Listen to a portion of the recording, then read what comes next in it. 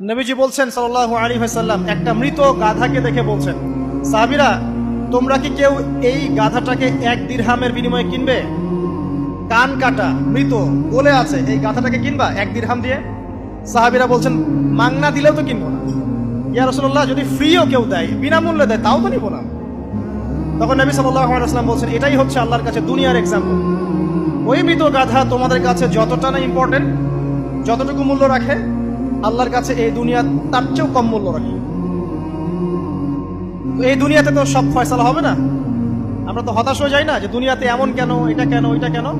দুনিয়া এটারই জায়গা। দুনিয়া সবকিছুর কনক্লুশনের জায়গা না, সবকিছুর পরিসমাপ্তির জায়গা হচ্ছে কিয়ামতের মাঠ। ওই দিন যে সফল সে সফল, যে ব্যর্থ সে ব্যর্থ। দুনিয়ার বাড়ি গাড়ি, স্ট্যাটাস, চাকরি বাকরি, ইজ্জত সম্মান, এটা সাফল্য ব্যর্থতার মানদণ্ড নয়, চূড়ান্ত মানদণ্ড নয়।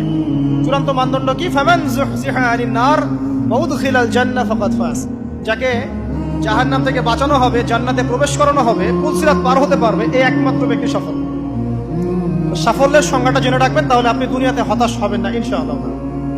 এবার কি হলো, যখন আদম আলাইহিস সালাম সমস্ত নাম শিক্ষা দেওয়া সমস্ত নাম বলে দিলেন, এখানে নাম মানে কিন্তু খালি নাম নয়, জ্ঞান বলে দিলেন, তখন আল্লাহ রাব্বুল আলামিন ফেরেশতাদেরকে বললেন, তোমরা সবাই এখন আদমকে সিজদা করো। ওয়া ইয কুলনা লিল মালাইকাতি ইসজুদু লি আদম। আল্লাহ পাক এবার বলছেন, আমি সমস্ত মালায়েকাকে বললাম তোমরা আদমকে সিজদা করো। ফাসাজাদু, সবাই সিজদা করলো, ইল্লা ইবলিস, ইবলিস সিজদা করলো না। কেন করলে না? ইবলিসকে বলা হচ্ছে, ইয়া ইবলিস মা মানাকা আল্লা তাসজুদা ইয আমারতুক। তোমাকে কে নিষেধ করলো সিজদা করতে ওই আদমকে, যাকে আমি আদেশ করেছি? কে নিষেধ করলো? তখন ইবলিস বলছে, খলাকতানি মিন নার ওয়া খলাকতাহু মিন তিন। আমাকে সৃষ্টি করেছেন আগুন দিয়ে, আর আদমকে সৃষ্টি করেছেন মাটি দিয়ে, আমি কিভাবে তাকে সিজদা করতে পারি? ইবলিস বলতে চাইলো যে, আপনি যে বলছেন আদমকে সিজদা করো, আদম তো মাটির তৈরি, আমি তো আগুনের তৈরি, তাহলে আপনি ভুল বলছেন। নাউজুবিল্লাহ। আগুন কেন মাটির সামনে নত হবে? মাটি আগুনের সামনে নত হওয়া উচিত। তার কেয়াস হচ্ছে এমন। কেয়াস মানে কি? তার এটা কি?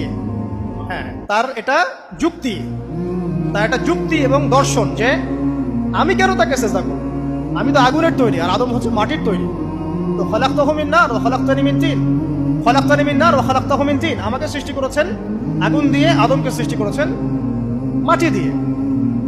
আবা ওয়াস্তাকবারা, আল্লাহ পাক বলছেন সে উদ্ধত হলো এবং অহংকার প্রদর্শন করলো। আর আল্লাহ পাক অনেক কিছু মাফ করে দেন, কিছু কিছু বিষয় আল্লাহ পাক মোটেই পছন্দ করেন।